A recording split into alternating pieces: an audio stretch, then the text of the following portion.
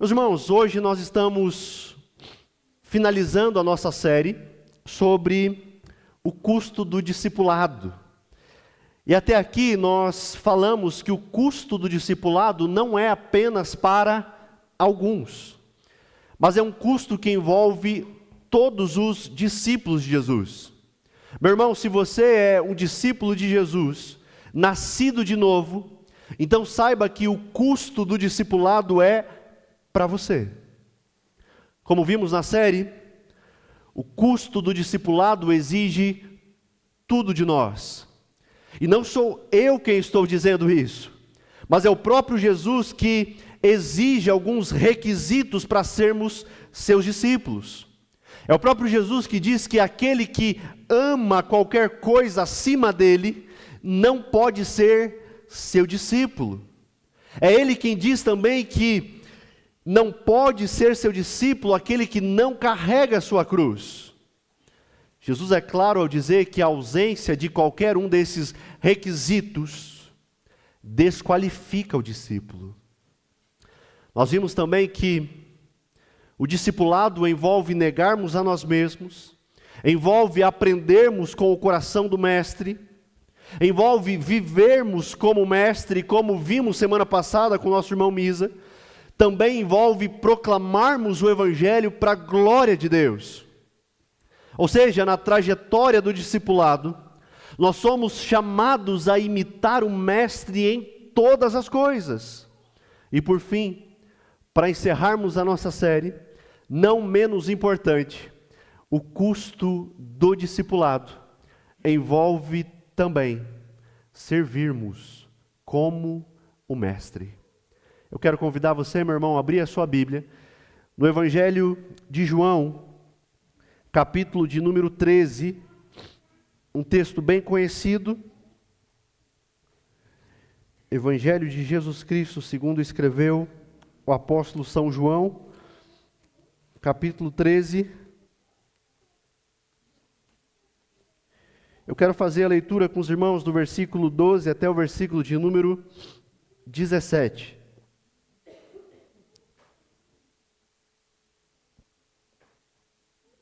Os irmãos encontraram? Assim está escrito a palavra do Senhor.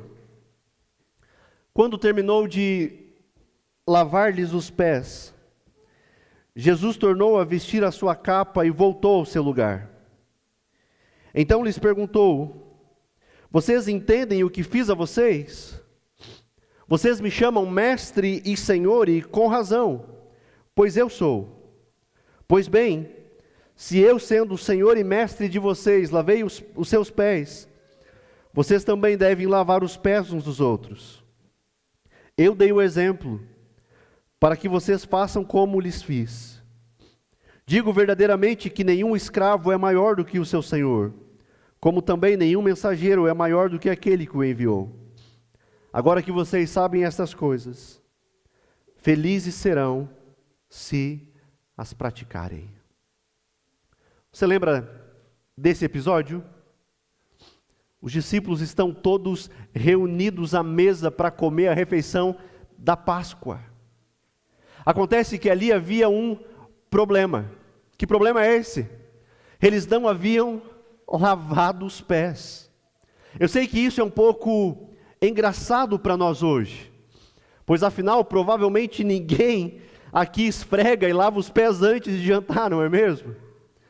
Mas naquele tempo era um costume necessário.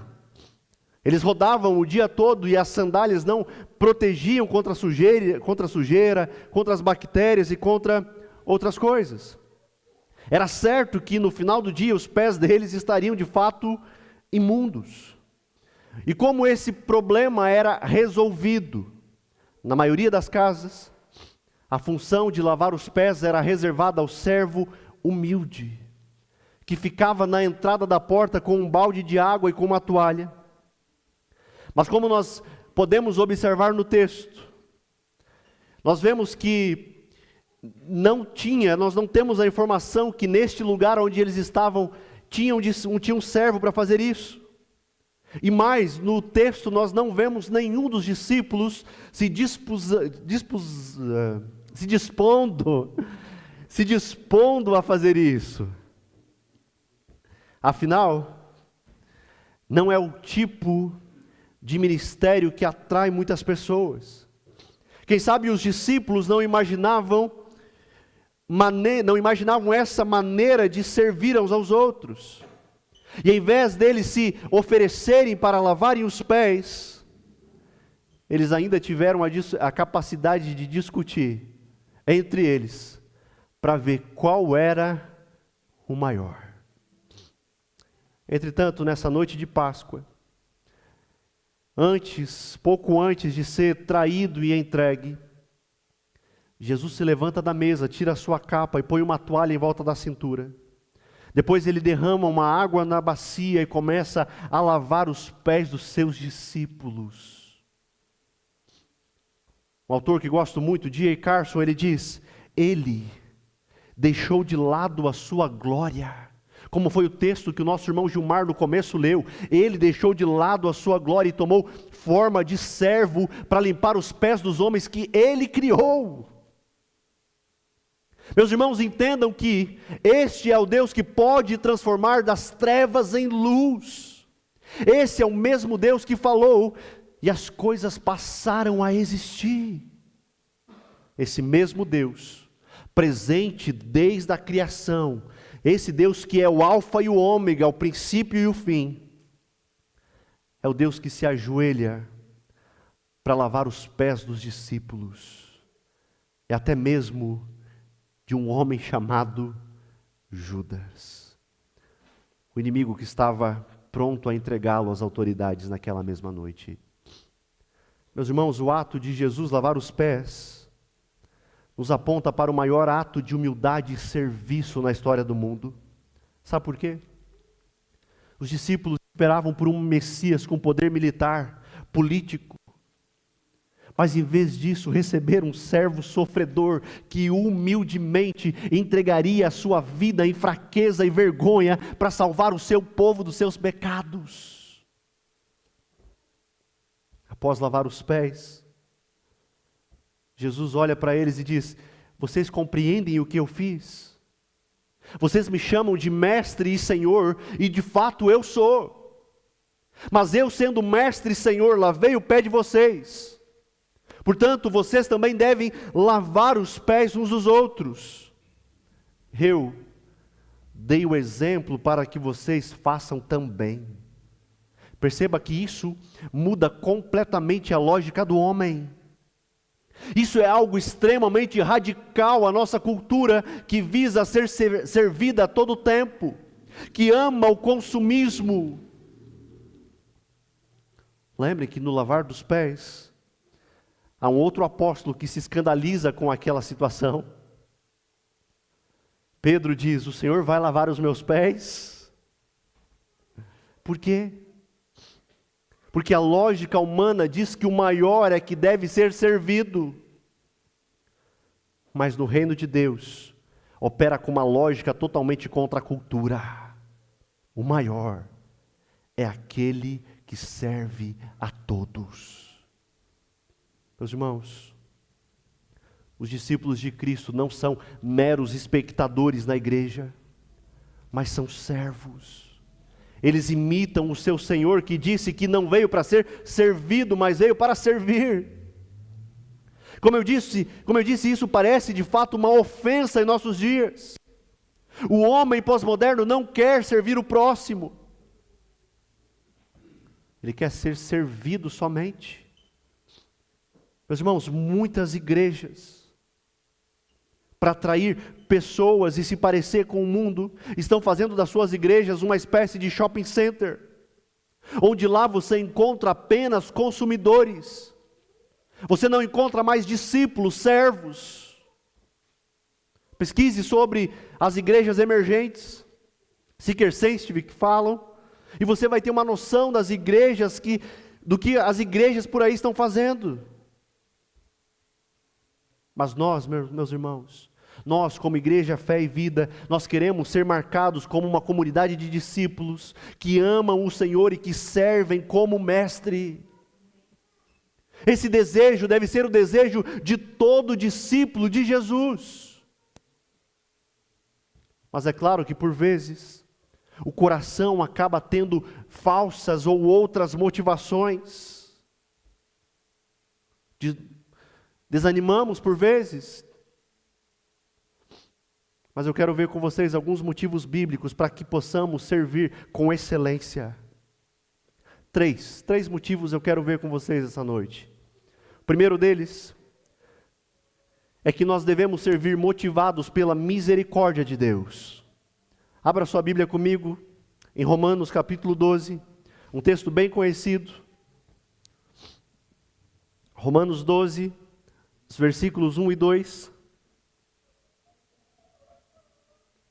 Lembrando que é uma pregação temática, então a gente vai passar por alguns textos, não vamos fazer exposição de todos eles.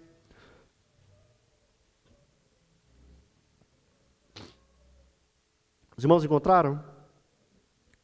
Meus irmãos, esse é o primeiro motivo que de imediato direciona a nossa atenção para o que Deus faz por nós. Veja comigo o texto, versículo 1. Portanto, irmãos, rogo-lhes pelas misericórdias de Deus, que se ofereçam em sacrifício vivo, santo e agradável a Deus. Este é o culto racional de vocês. Não se amoldem ao padrão deste mundo, mas transformem-se pela renovação da sua mente, para que sejam capazes de experimentar e comprovar a boa, agradável e perfeita vontade de Deus. Observem que o apóstolo Paulo dá uma ênfase ali. Se o Ricardo pode voltar um slide, ele dá uma ênfase ali, para que nós vivamos motivados pela misericórdia do nosso Deus. Ou seja, quando nós olhamos para a obra salvadora do nosso Deus, que nos tirou do estado de morte espiritual, que nos atraiu de forma irresistível até Ele, que nos deu vida, que fomos alcançados por uma misericórdia infinita. E agora, que gratuitamente recebemos essa dádiva, sem termos feito absolutamente nada, então nós somos inspirados a entregar a Deus as nossas vidas em adoração e serviço. Lembre-se das misericórdias do nosso Deus. Lembrem-se do que Ele fez na vida de vocês. E por isso, agora que vocês foram inseridos na comunidade de discípulos, vocês são inspirados a servirem em serviço e adoração uns aos outros. Sem dúvida que um dos locais onde nós devemos entregar as nossas vidas em adoração e serviço é na igreja, é na comunidade dos santos. O que Paulo faz questão de mostrar é que uma vida transformada pelo Evangelho tem também relacionamentos transformados. Não há como termos um relacionamento vertical correto com Deus, se os nossos relacionamentos horizontais com o próximo estão errados. É por isso que o mesmo João, mas escrevendo a sua primeira carta, ele diz: se alguém afirma, amo a Deus, mas odeia o seu irmão, é mentiroso. Pois se não amamos o nosso irmão, a quem vemos, como amaremos a Deus, a quem não vemos?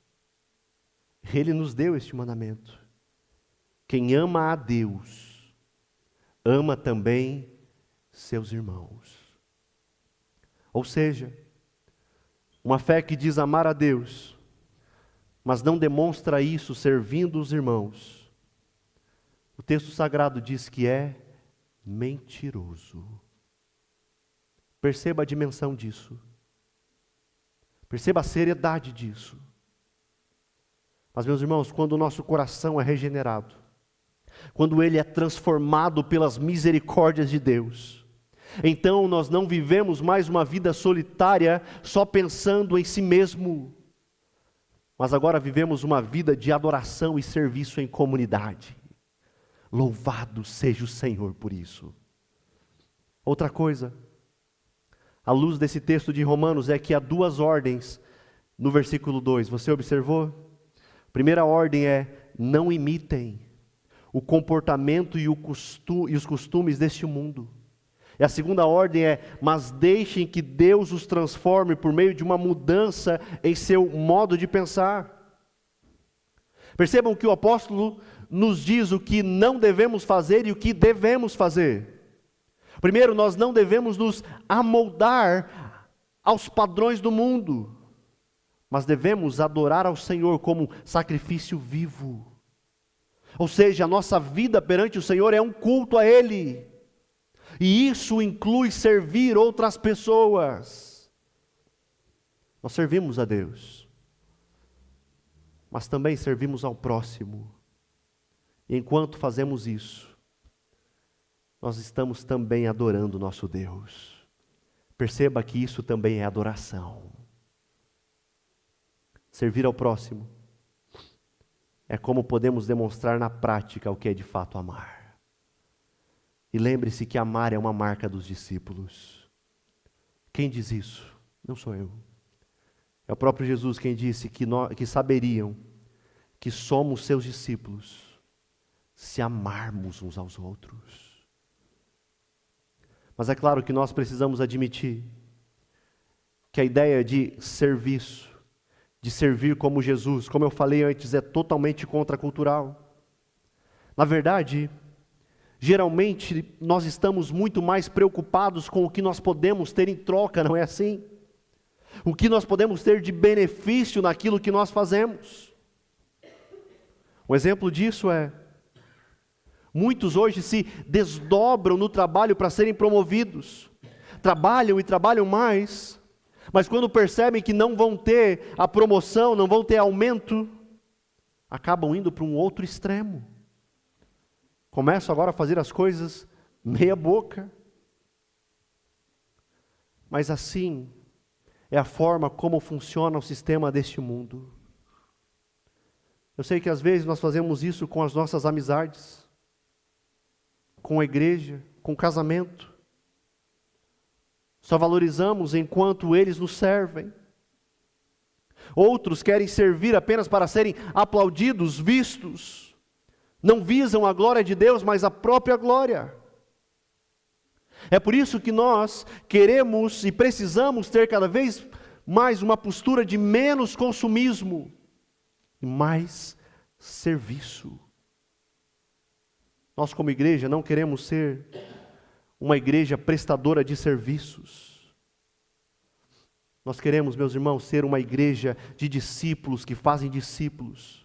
Nós queremos ser uma igreja de servos que servem uns aos outros, que participam do crescimento e da santidade do corpo de Cristo.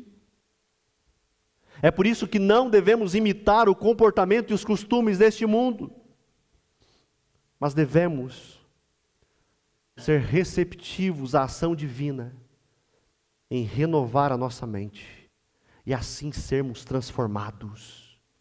E o propósito disso é para que experimentemos a boa, perfeita e agradável vontade de Deus.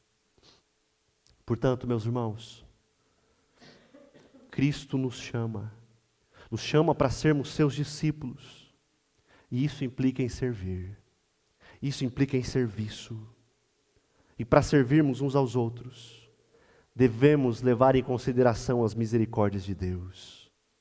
Lembrem-se do que eu e você merecíamos antes: condenação. Era isso que merecíamos. Não se esqueça do que você recebeu: salvação em Cristo Jesus. Esse é sem dúvida um motivo que nos levará a viver uma vida de serviço e adoração. Segundo motivo é que nós devemos servir motivados pelo retorno de Cristo. Abra sua Bíblia comigo em 1 Pedro, capítulo 4, versículos 7 a 11.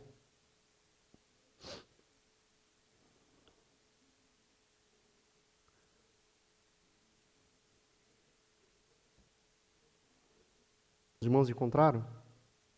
1 Pedro, capítulo 4, a partir do versículo 7 diz assim: o fim de todas as coisas está próximo. Preste atenção nisso. Já que o fim de todas as coisas está próximo, Pedro diz, portanto, sejam criteriosos e sóbrios.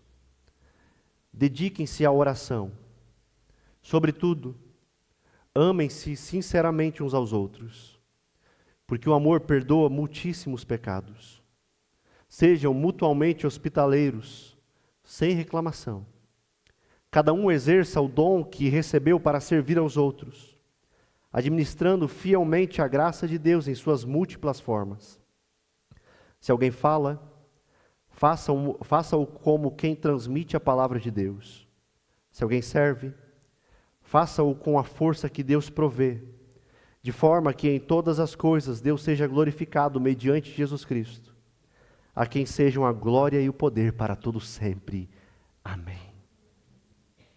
Perceba, não sei se você reparou com o andar da carruagem, mas o fim está próximo. Ou seja, o ato final da história da redenção está à nossa porta. E Cristo voltará em glória.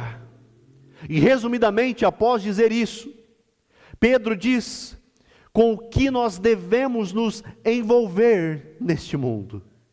Ele diz: orem, amem uns aos outros com sinceridade, pratiquem a hospitalidade e sirvam. Meu irmão, você crê que Jesus voltará? Amém? Então deixe que Ele lhe inspire a servir uns aos outros, a servir a sua igreja local. Sirva por amar a Cristo e ao seu povo. Você é um discípulo dele, meu irmão. Sirva motivado pelo grande dia em que veremos Cristo face a face, onde veremos que o nosso trabalho não é em vão no Senhor, mas que essa seja a nossa motivação, para que um dia possamos, frente a frente dele, ouvir: muito bem, servo bom e fiel. Quer motivação melhor do que essa? Para servir. Terceiro motivo, meus irmãos, é que nós devemos ser motivados pela glória de Deus. Perceba isso.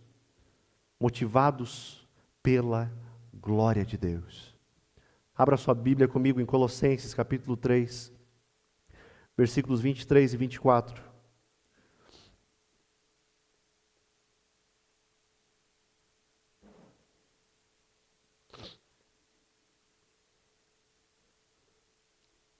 Colossenses 3, 23 e 24. Assim está escrito: algumas coisas que fizerem? Não. Tudo o que fizerem, façam de todo o coração, como para o Senhor, e não para os homens, sabendo que receberão do Senhor a recompensa da herança. É a Cristo o Senhor que vocês estão servindo. Terceiro motivo é que um discípulo de Cristo deve estar motivado pela glória de Deus. O apóstolo Paulo está nos lembrando que não importa o que façamos, se é algo grande ou pequeno, visível ou oculto, tudo deve ser feito como para o Senhor. Percebam que aqui nós temos o coração da verdadeira espiritualidade. É aquilo que nós chamamos na teologia de viver o corandel. O que é isso? É viver perante Deus para a glória de Deus.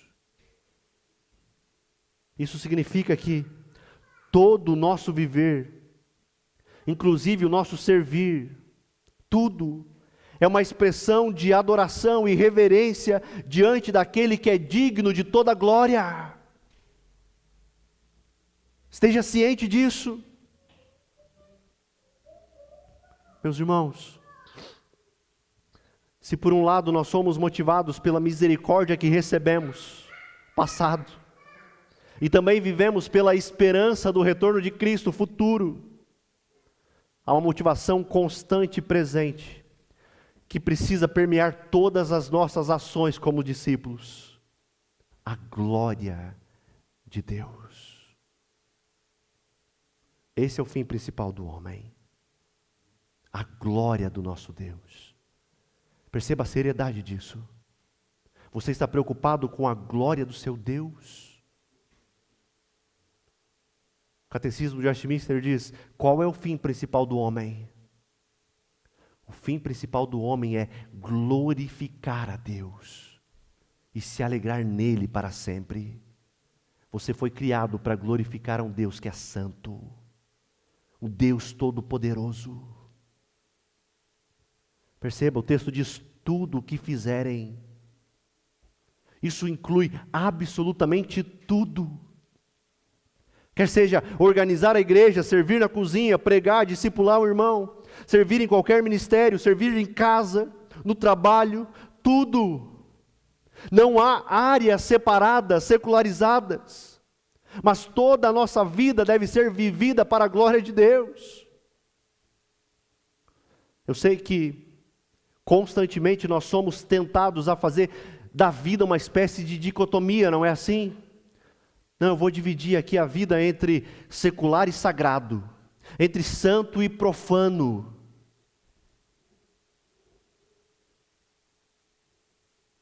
Nós não encontramos essa divisão nas Escrituras.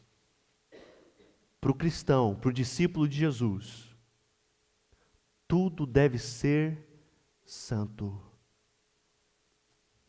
Quando você acordar de manhã para ir para o seu trabalho, que você acorde com a motivação daquilo que você ouviu hoje. E lembre-se, o meu trabalho é para a glória de Deus. O que eu faço é para a glória de Deus. Os puritanos, não sei se você já ouviu a história dos puritanos, mas eles entendiam isso perfeitamente.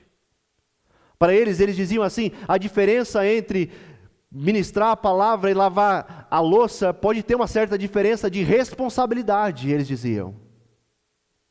Mas ambas devem ser feitas para a glória de Deus. Meu irmão, não caia nesse engano de querer separar a vida, de fragmentar a vida. Ah não, áreas da minha vida são mais santas, outras nem tanto. Toda a sua vida precisa ser vivida para a glória de Deus.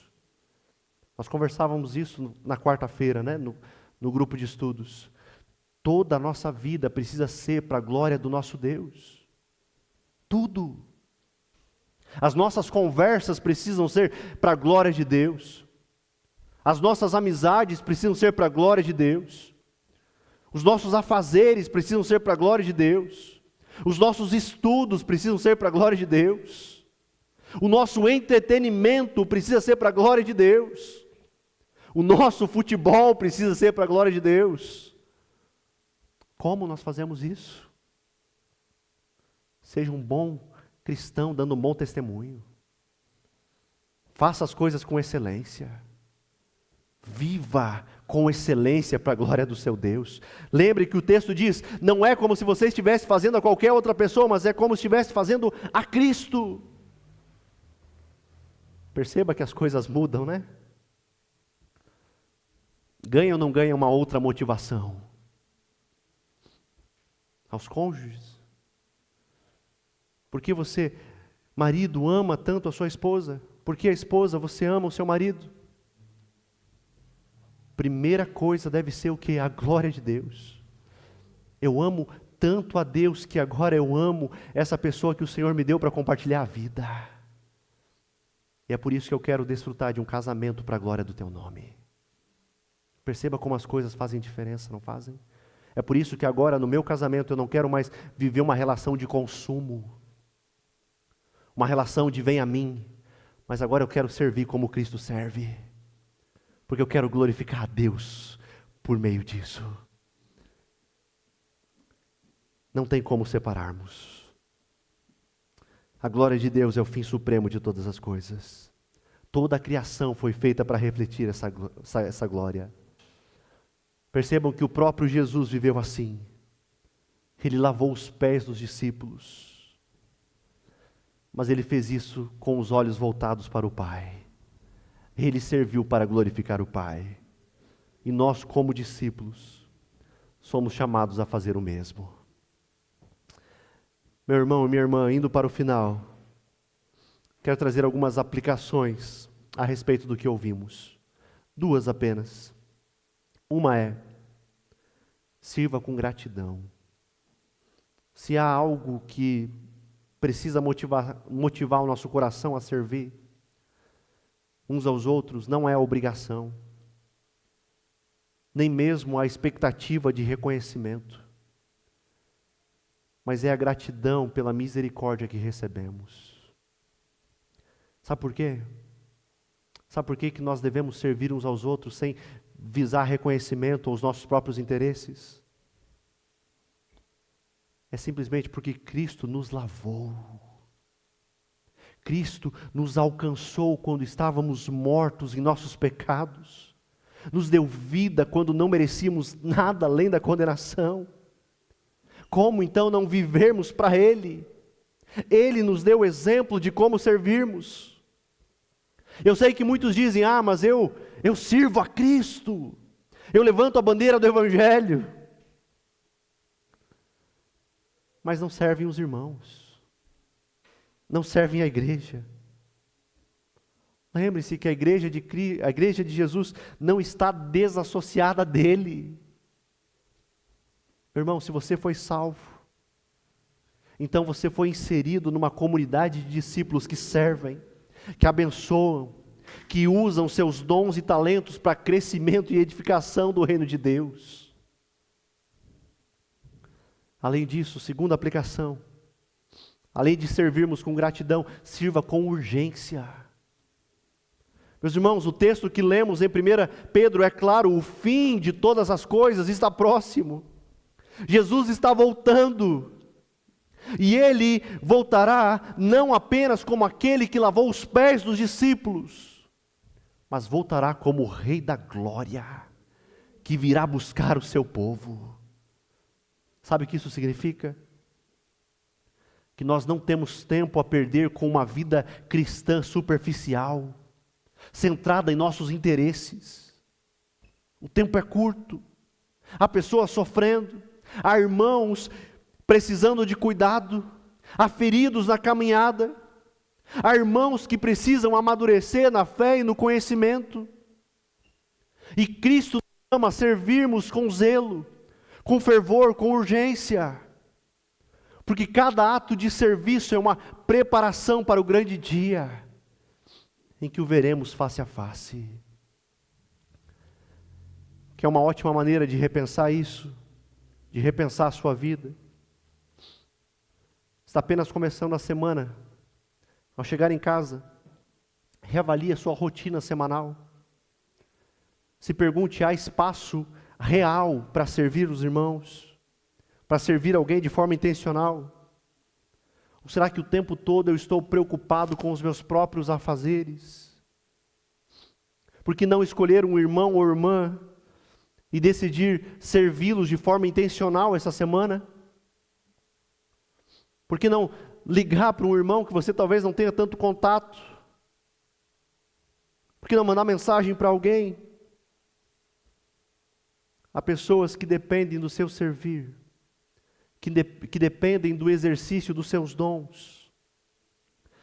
Eu tenho certeza que quando começarmos a exercitá-los, quando você colocar os seus dons e talentos em prática, proclamar com fidelidade o Evangelho, pessoas serão curadas pela sua intercessão. Pessoas neste bairro ou em outros locais dessa cidade serão libertas pela sua pregação.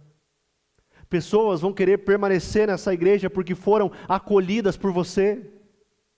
Pessoas serão encorajadas e animadas pelo exercício da sua fé. Essa igreja vai crescer porque você vai exercer a sua fidelidade e generosidade através dos recursos que Deus faz chegar às suas mãos. Isso tudo será realidade em sua vida e na vida dessa igreja, porque fomos capacitados por Deus para exercermos os nossos dons em serviço. E como discípulos de Jesus, aprendemos com o Mestre como servir verdadeiramente. Portanto, agora de fato, concluindo, servir para o discípulo de Jesus não é algo opcional à vida cristã, mas é uma marca essencial do verdadeiro discípulo. Se Jesus, sendo o Senhor e Mestre, escolheu se ajoelhar e lavar os pés, quem nós somos para vivermos uma fé que não se dispõe a servir? Por isso que o discipulado custa caro, não é mesmo? E uma das formas mais claras de mostrarmos que pertencemos a Cristo é quando escolhemos gastar a nossa vida em favor aos outros, com humildade, com amor e com compromisso. Portanto, meu irmão, sirva com alegria, sirva com intencionalidade, sirva com fidelidade, sirva como quem entendeu o Evangelho. É por isso que o Evangelho é de fato um soco no estômago dessa sociedade extremamente consumista, que visa somente os seus próprios interesses. O Evangelho nos chama para nos dispormos a servir uns aos outros como mestre. Por isso que nós queremos ser, como igreja, uma comunidade de discípulos, como eu disse, que amam a Jesus e que servem como Jesus. E isso só será possível se cada um de nós se colocar à disposição com os olhos fixos em Cristo. E que Cristo nos encontre fiéis, que nos encontre servindo para a glória do seu nome. Vamos orar?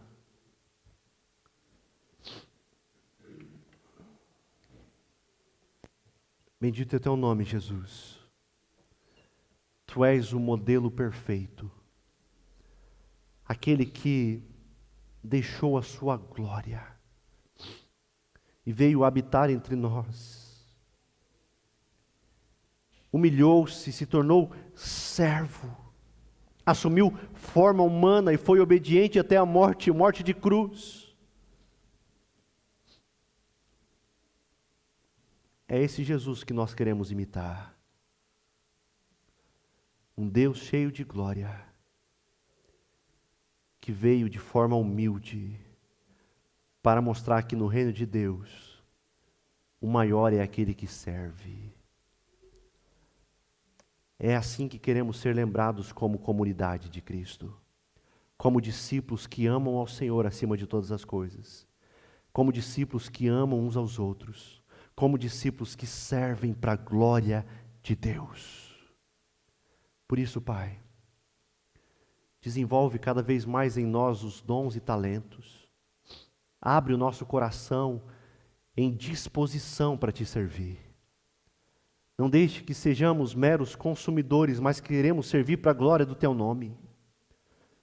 O Senhor sabe das necessidades que temos no serviço, nos ministérios. Por isso, Senhor, levanta homens e mulheres dispostos a Te servir com fidelidade, com amor pela causa,